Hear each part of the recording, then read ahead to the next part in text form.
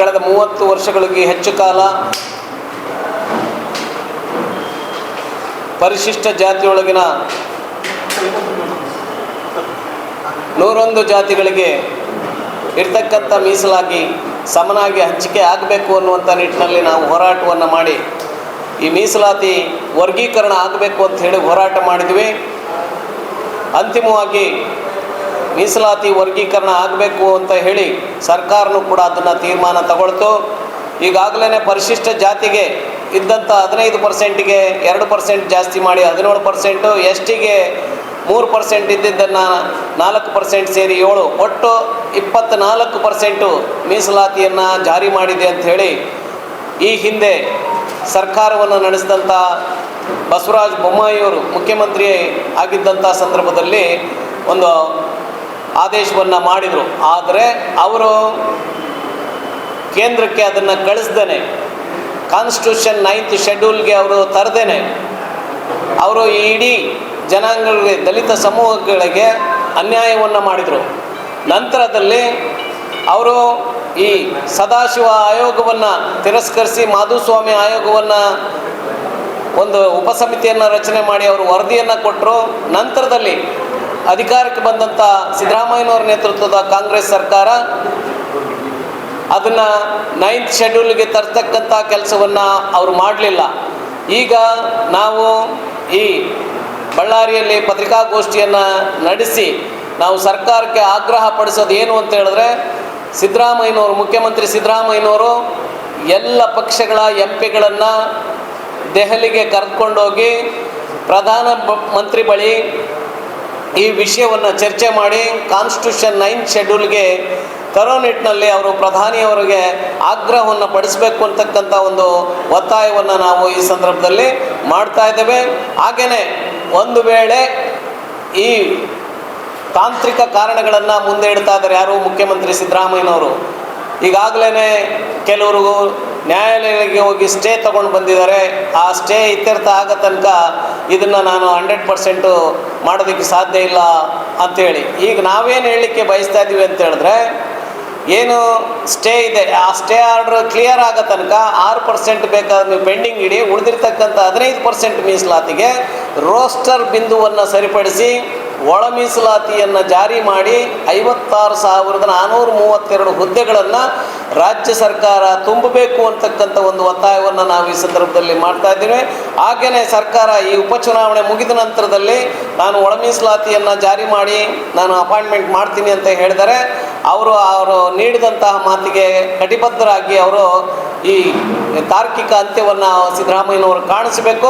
ಒಂದು ವೇಳೆ ಅವರು ಕಾಣಿಸದೆ ಹೋದರೆ ನಾವು ಕರ್ನಾಟಕ ದಲಿತ ಸಂಘರ್ಷ ಸಮಿತಿ ವತಿಯಿಂದ ತೀವ್ರವಾದಂಥ ರೀತಿಯಲ್ಲಿ ನಾವು ಹೋರಾಟಗಳನ್ನು ಮಾಡಬೇಕಾಗುತ್ತೆ ಅನ್ನುವಂಥ ಒಂದು ಎಚ್ಚರಿಕೆಯನ್ನು ನಾನು ರಾಜ್ಯ ಸರ್ಕಾರಕ್ಕೆ ಕೊಡ್ತಾ ಇದ್ದೇನೆ. M Gurumurthy, Shivamogga, professor B ಕೃಷ್ಣಪ್ಪನವರು ಸ್ಥಾಪಿಸಿದ ಕರ್ನಾಟಕ ದಲಿತ ಸಂಘರ್ಷ ಸಮಿತಿಯ ರಾಜ್ಯ ಸಂಚಾಲಕ.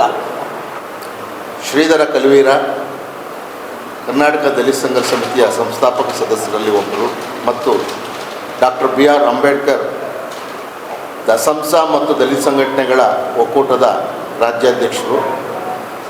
ಈ ಪತ್ರಿಕಾಗೋಷ್ಠಿಯನ್ನು ಬಳ್ಳಾರಿಯಲ್ಲಿ ಕರೆದಿರುವುದಕ್ಕೆ ಮುಖ್ಯವಾದ ಕಾರಣ, ಪರಿಶಿಷ್ಟ ಜಾತಿಗಳ ಒಳ ಮೀಸಲಾತಿಯ ಸಮಸ್ಯೆಗಳನ್ನು ಪರಿಹಾರ ಮಾಡಿ ಅಂತ ರಾಜ್ಯ ಸರ್ಕಾರವನ್ನು ಆಗ್ರಹಿಸುವುದು ಒಂದು ಕಾರಣ, ಮತ್ತು BJP ಮತ್ತು ಕಾಂಗ್ರೆಸ್ ಇವು ಎರಡೂ ಪಕ್ಷಗಳು ಸೇರಿ ಸರ್ಕಾರಗಳು ನಡೆಸುವಂಥ ಸಮಯದಲ್ಲಿ ಒಳ ಮೀಸಲಾತಿ ಕಾಯ್ದೆಯನ್ನು ಜಾರಿಗೊಳಿಸಲಿಲ್ಲ ಅನ್ನುವಂಥದ್ದು ಎರಡೂ ಪಕ್ಷಗಳ ಹೊಣೆಗಾರಿಕೆ ಇದೆ ಅನ್ನೋದನ್ನು ನಾವು ಇಲ್ಲಿ ಬಿಂಬಿಸೋದಕ್ಕೆ ಹೇಳ್ತಾ ಇದ್ದೀವಿ. ಮೊದಲು BJP ಪಕ್ಷದ ಬಸವರಾಜ ಬೊಮ್ಮಾಯಿಯವರು ಮುಖ್ಯಮಂತ್ರಿ ಆಗಿದ್ದಾಗಲೇ ಅವರು ಒಳ ಮೀಸಲಾತಿ ಕಾಯ್ದೆಯನ್ನು ಜಾರಿಗೊಳಿಸಿ ಏನು ರಾಜ್ಯ ಸರ್ಕಾರದ ಹುದ್ದೆಗಳನ್ನು ಅವರೇ ಭರ್ತಿ ಮಾಡಬಹುದಾಗಿತ್ತು.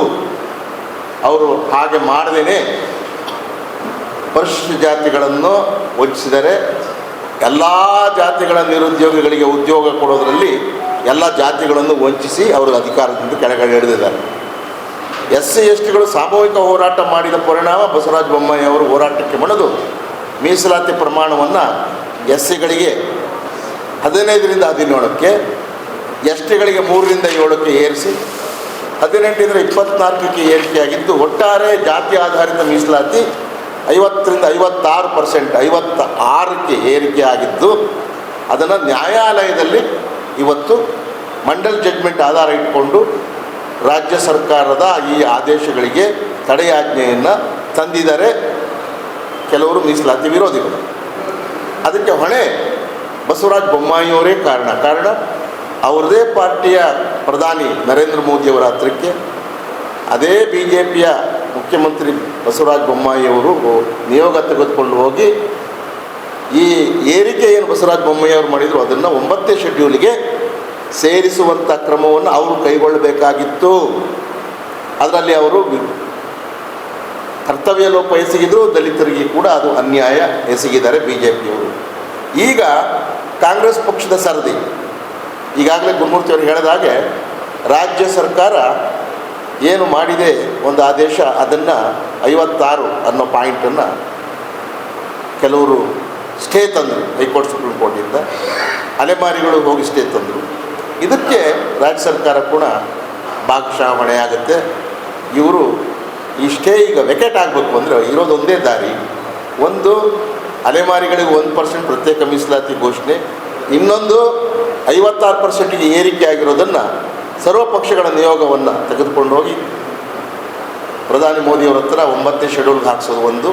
ಮತ್ತು BJPಯ ಒಂದು ನೈತಿಕ ಹೊಣೆಗಾರಿಕೆ, ಮಾನ್ಯ ಮುಖ್ಯಮಂತ್ರಿ ಬಸವರಾಜ ಬೊಮ್ಮಾಯಿ ಈಗ ಹಾಲಿ ಸಂಸದರಾಗಿದ್ದಾರೆ, ಅವರು BJP ಎಂಪಿಗಳ ನಿಯೋಗವನ್ನು ಕೊಂಡೊಯ್ದು ಪ್ರಧಾನಿ ಮೋದಿಯವರಲ್ಲಿ 9th ಶೆಡ್ಯೂಲ್ಗೆ ಹಾಕಿಸೋದು ಅವರ ಮಾರಲ್ ರೆಸ್ಪಾನ್ಸಿಬಿಲಿಟಿ.